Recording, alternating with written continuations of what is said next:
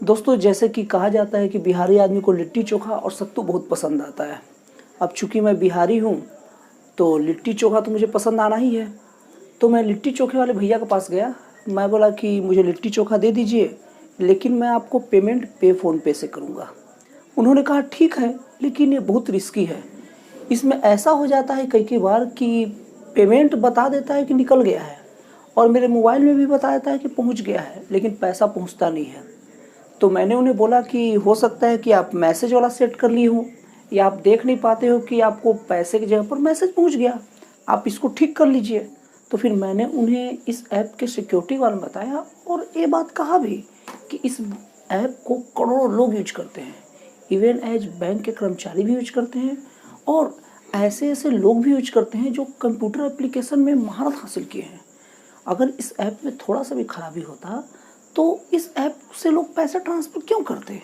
तो उन्होंने मेरी बात को अनसुना कहते हुए बोला कि देखिए, कई कई बार मेरे साथ ही ऐसा हो चुका है कि लड़के पैसा भेज देते हैं लेकिन मेरे खाते में नहीं पहुंचता, और मैं ठगी का शिकार हो जाता हूं। तो मैं कहता हूं कि वो लिट्टी चोखा वाला ठगी का शिकार होगा ही, और उन्हें होना ही है। देखिए, सबसे पहले तो उन्हें उस ऐप पर विश्वास नहीं है। और विश्वास क्यों नहीं है? क्योंकि उस ऐप का उन्हें आधी जानकारी है, और आधा विश्वास और आधा जानकारी हमेशा फंसाने का कारण बनता है।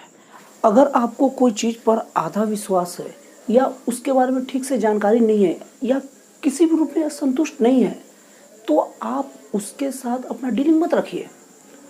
अब वो भाई साहब को विश्वास भी नहीं उस ऐप पर, और फिर उस ऐप को यूज भी कर रहे हैं, और मैंने उस ऐप से जो पैसे ट्रांसफ़र किए वो इजाज़त भी दे दी।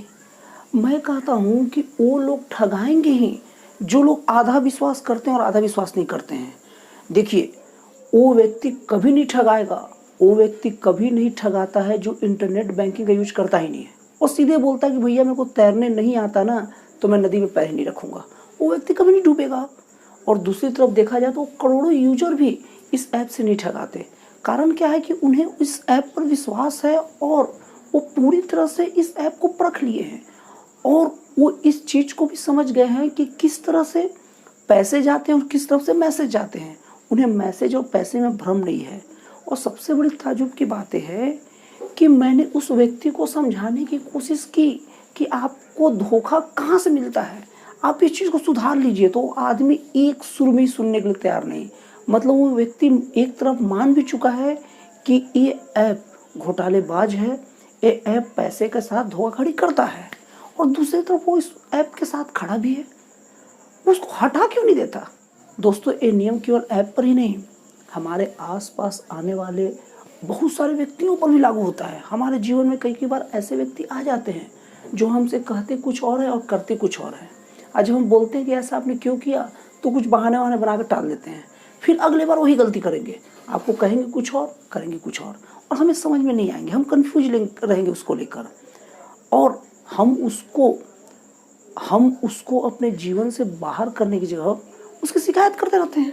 जब कोई बिजनेसमैन कोई एम्प्लॉय रखता है तो एम्प्लॉय ठीक से काम नहीं करता, ठीक से उसको रिपोर्टिंग नहीं करता, तो दिन भर एम्प्लॉय की शिकायत करते रहेगा। अरे भैया, सीधे एम्प्लॉय को ही हटा दो ना यार, बहुत सारे लोग काम करने के लिए बैठे हैं। और उसी तरह कई लोग को अपना बॉस पसंद नहीं है, दिन भर अपने बॉस की शिकायत करते रहेगा, और वो अपने बॉस पर कोई विश्वास भी नहीं करेगा, लेकिन उसे अपना बॉस बना कर रखेगा। और क्या कहेगा पता है? अरे यार, पैसे के लिए करना पड़ता है।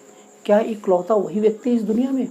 मतलब कि हम धोखा तब नहीं खाते जब हम पूरा विश्वास करते हैं, या धोखा उस वक्त भी नहीं खाते जब हम बिल्कुल विश्वास नहीं करते। हम धोखा तब खाते हैं जब विश्वास नहीं रहता है, फिर भी उसके साथ आगे अपने संबंध बनाते हैं।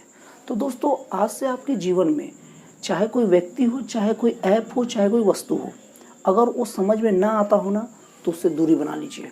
मैं ये नहीं कहता उसका उपयोग बंद कर दीजिए, आप उसे पहले अच्छे से सीखिए और समझिए, तब उसका उपयोग करिए। लेकिन जब तक ना समझ में आ जाए तो उसका उपयोग मत कीजिए।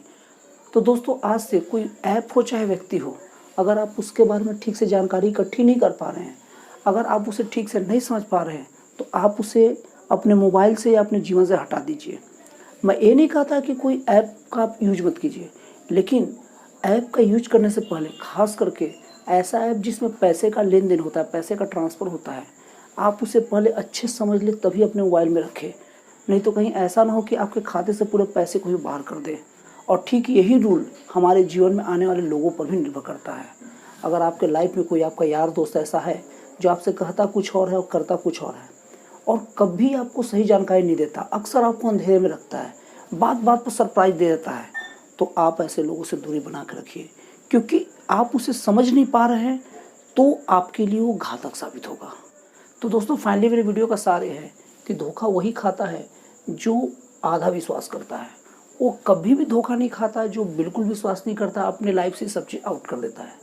या वो भी धोखा नहीं खाता जो पूरा विश्वास करता है, क्योंकि वो चीज़ को समझे रहता तब उस पर पूरा विश्वास होता है।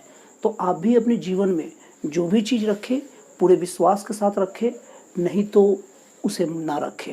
ये आपके लिए फ़ायदेमंद रहेगा। तो दोस्तों आपको मेरा वीडियो कैसा लगा, अच्छा लगा या ख़राब लगा, कमेंट बॉक्स में ज़रूर लिखिए।